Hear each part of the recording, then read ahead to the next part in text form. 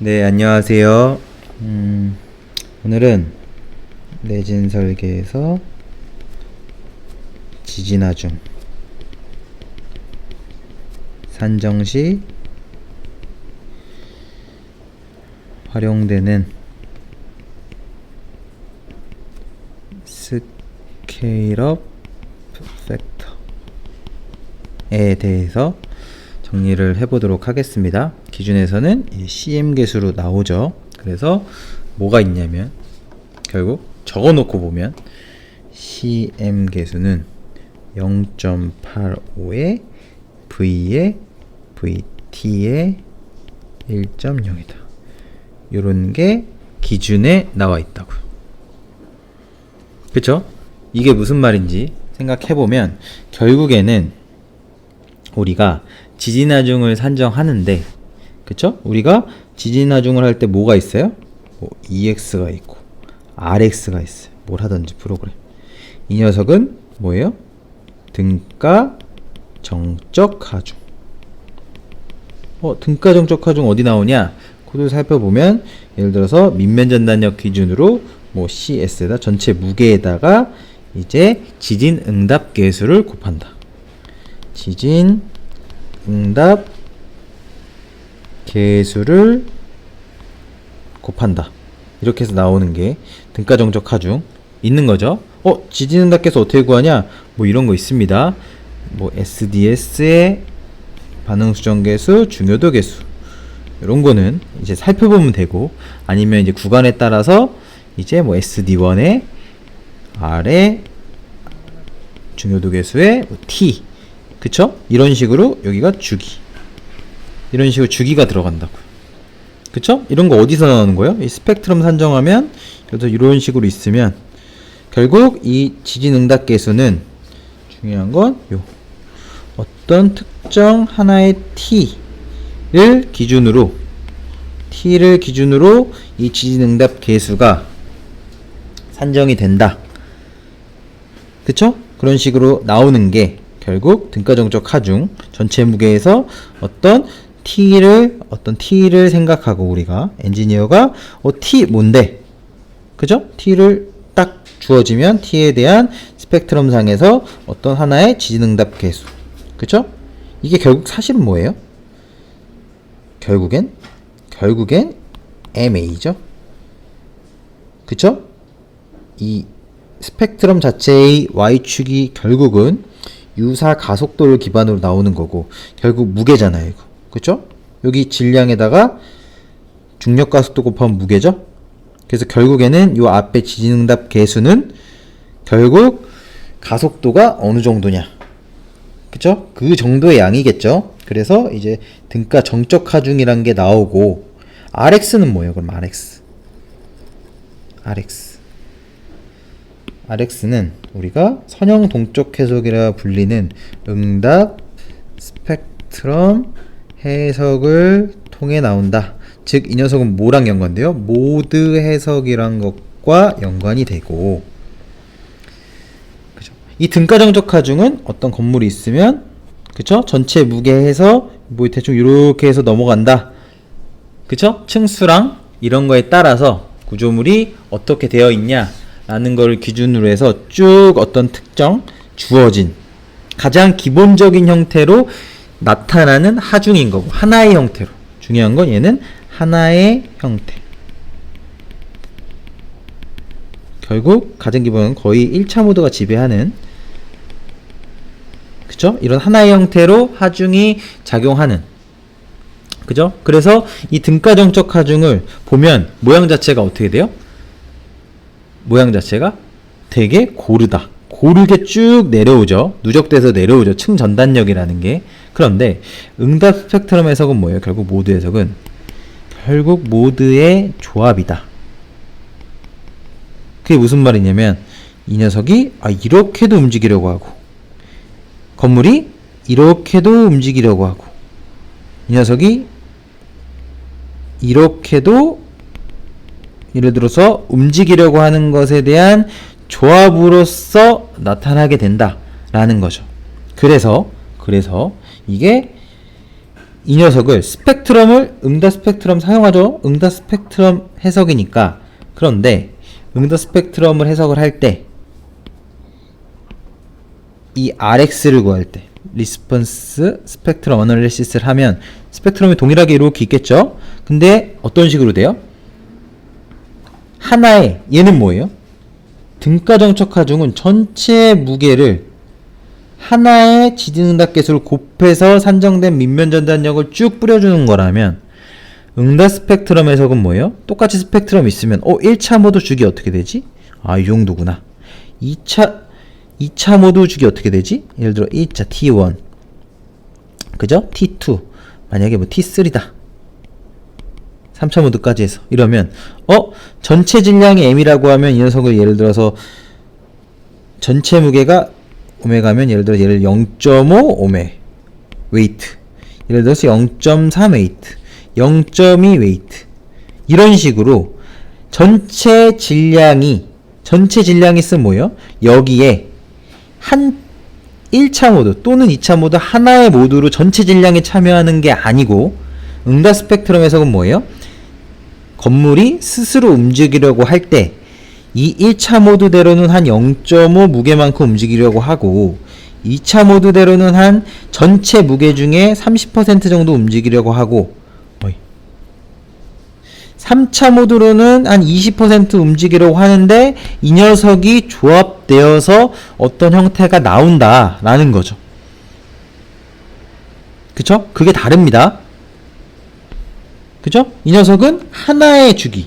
그쵸? 여기서 우리가 그래서 하나의 주기 뭔데? 이 건물 주기 대략 뭔데? 를 따져서 하나의 지진응답 개수를 전체 무게에다 곱하는 반면 이 녀석은 0.5 무게 웨이트, 0.3 웨이트, 0.2 웨이트가 이제 조합돼서 그쵸? 결국 뭐 SRSS나 CQC나 뭐 이런 식으로 조합돼서 밑면 전단력이 나오는 형태다. 조합되는 형태다라는 거죠.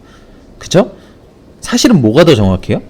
그냥 이론적으로만 생각해 보면 어떤 건물이 결국 건물이 지진과 건물이 이런 지진과 반응할 때 중요한 건 그죠? 이 녀석이 스스로 어떻게 움직이냐, 즉 고유치가 굉장히 중요하다고. 이 고유치에 따라서 이 외부에 대한 하중과 하중에 반응한다고요. 그쵸? 즉 1차 모드가 아니라 고차 모드가 더 많이 반영될수록 실제로는 뭐에 더 응답이 더 정확하다고 볼 수 있어요? 응답 스펙트럼 해석, 즉 모드 해석이 더 실제에 근접하다고 할 수 있다고요. 그러면 그냥 뭐 등가정적 왜 하냐? 등가정적 왜 하냐? 그냥 RX 쓰면 그냥 끝나는 거 아니냐? 라고 생각할 수도 있죠. 그죠? 물론 대부분이 1차 모드에 거부한다. 그냥 이렇게 다 1차 모드에서 넘어간다. 질량이 거의 여기에 그냥 한 0.99 웨이트 정도 참여한다. 라고 하면 등가정적으로 해도 전혀 문제가 없죠. 그죠? 근데 예를 들어서 다른 어떤 건물 이런 건물의 형태에서 고차 모드가 어느 정도 이제 영향이 있을 때의 경우에는 점점 사실 이렇게 하나의 지진응답 개수로 하는 등가정적 해석보다는 응답 스펙트럼 해석이 더 맞다. 그래서 대부분의 한 10층 이상 뭐 이런 건물들 보면 거의 대부분 우리가 지진 해석할 때 뭐예요? 결국 RX 즉 응답 스펙트럼 해석을 통해서 하잖아요. 그쵸? 그런데 한 가지 문제가 있어요. 우리가 RX를 구할 때 하는 게 뭐예요? 옆에서 강아지가 낑낑거리는데 그래도 개의치 않고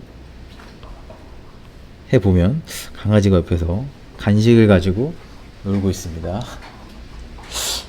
신이 났는데 일단 계속 이어가보면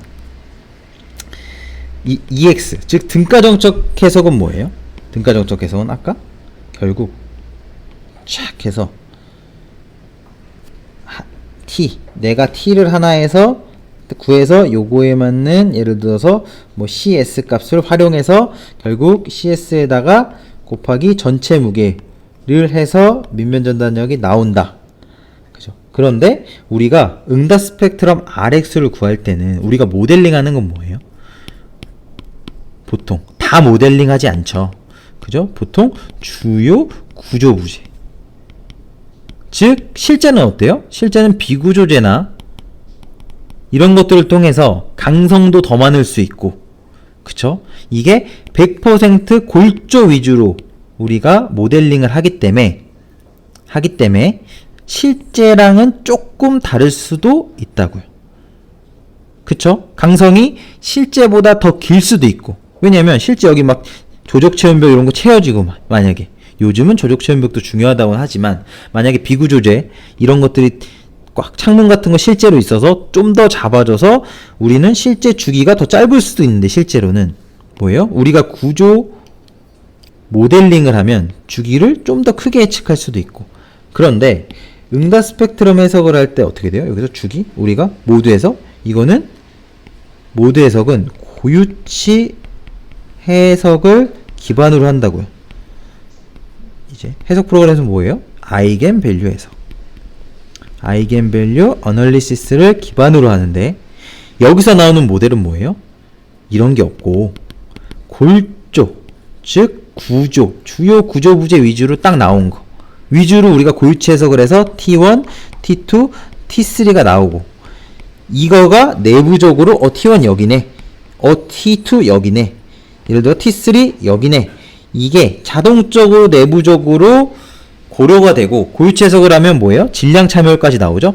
아까 말한 0.50% 참여하는지, 30% 참여하는지, 20% 참여하는지 등등 플러스해서 모드 형상은 어떻게 되는지, 즉 고유 벡터죠. 모드 형상이랑 이런 질량 참여율 같은 걸 내부적으로 계산해서 거기에 주기가 나오고, 이 주기에 따른 스펙트럼의 가속도 값을 해서 이 녀석을 조합해서 나온다 라는 거죠. 이게 그죠? 해석을 했을 때 결국 내가 모델링 한 거 말고는 이 고유치 해석을 통해서 수정할 수 있는 게 있어요? 없어요? 없어요.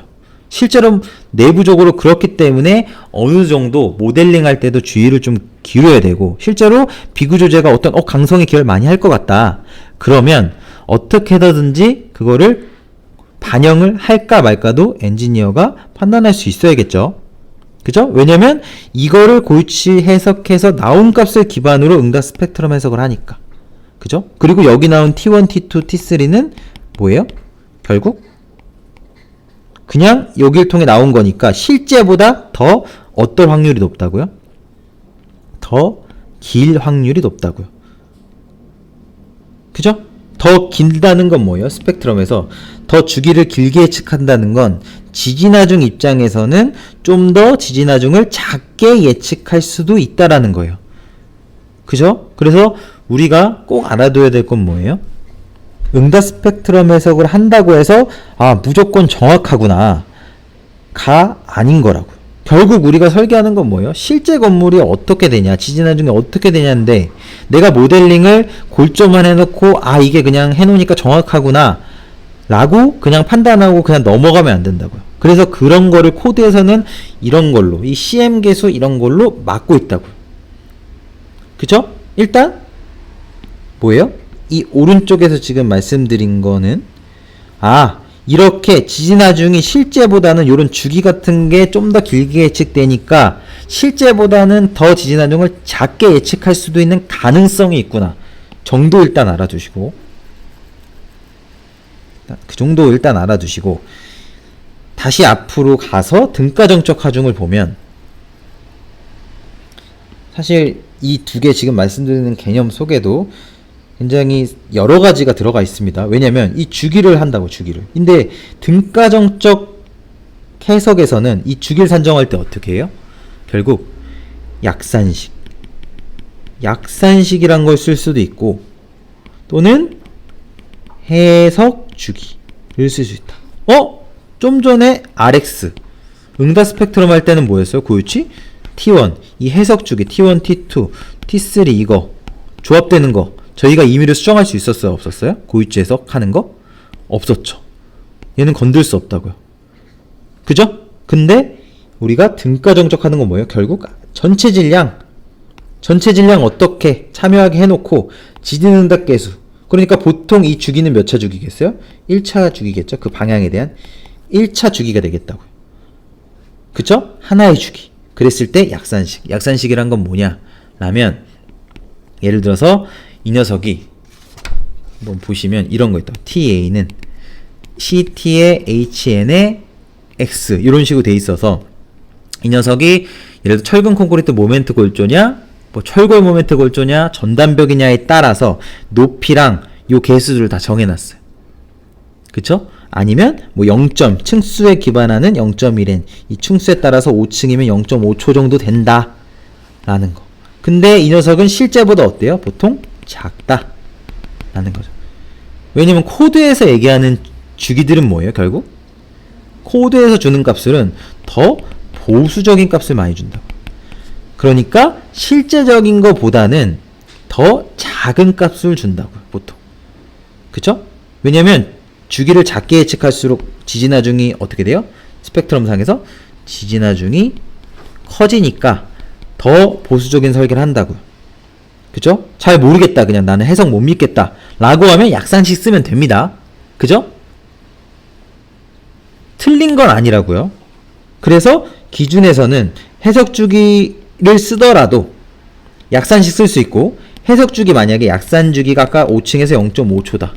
근데 만약에 해석에서 내가 골조만 해서 했더니 1.0초가 나왔어. 그러면 해석 주기 썼으니까 내가 등가정적 해석할 때 1.0 쓸까? 할 수 있어요, 없어요? 없어요. 없는데 이게 왜 없냐면 지금 되게 낙서처럼 돼버렸는데 결국 뭐냐면 등가정적 하중에서는 우리가 하나의 주기를 뭐라고요? 하나의 주기를 선택을 하는데 약산식 또는 해석 주기.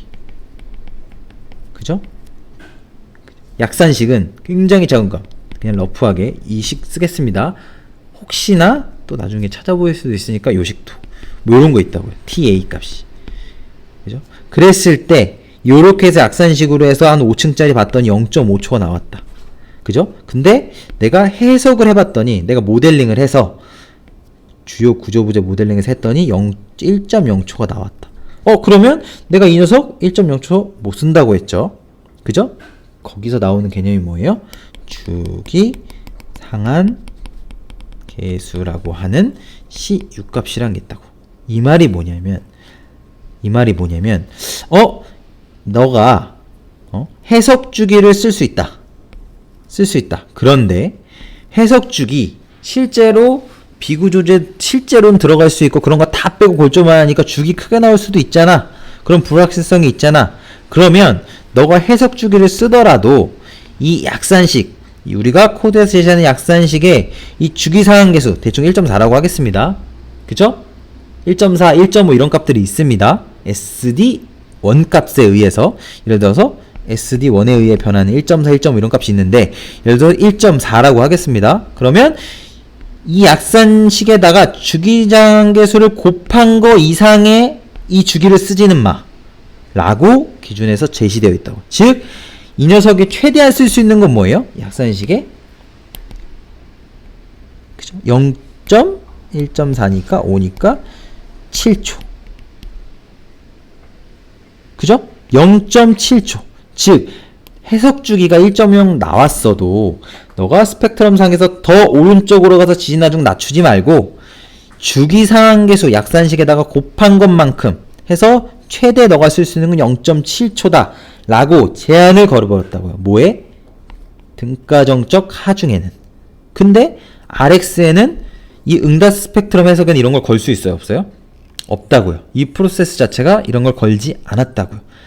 하지만 실제로 뭐가 더 정확할 수 있다고 그랬죠? 실제 여러가지 1차 모드, 2차 모드, 3차 모드를 다 고려하니까 응답 스펙트럼 해석이 좀 더 다양한 고차 모드를 고려할 수 있으니까 좀 더 정확할 수 있다. 그래서 최종적으로 기준에서는 어떤 방식을 채택했냐? 좋다. 너가 응답 스펙트럼, 즉 모드 해석을 기반으로 하는 RX 쓰는 거 쓸 수 있다. RX 쓸 수 있다. 그죠? 그러면 이게 모두 조합돼서 만약에 하중이 가해진 형태가 예를 들어서 뭐 이렇게 된다고 하겠습니다. 만약에 등가 적정은 예를 들어 이런 식으로 그냥 넘어간다라고 치고, 그죠? 이거 할 수 있다. RX 쓸 수 있어. 대신 좀 전에 주기상한 계수처럼 뭐를 제한을 뒀다고요? 대신 다 좋은데 밑면 전단력 기준으로 등가 정적 뭐라고요? 여기 CS에다가 전체 질량 곱한 거. 근데 이 주기상한 계수 이거 다 막아놓은 거. 어느 정도 안전율을 가지고 있는 이 등가 정적 하중에 대한 밑면 전단력에 85% 이하로는 내리지 마 라는 거라고요. 그쵸? 무슨 말이냐면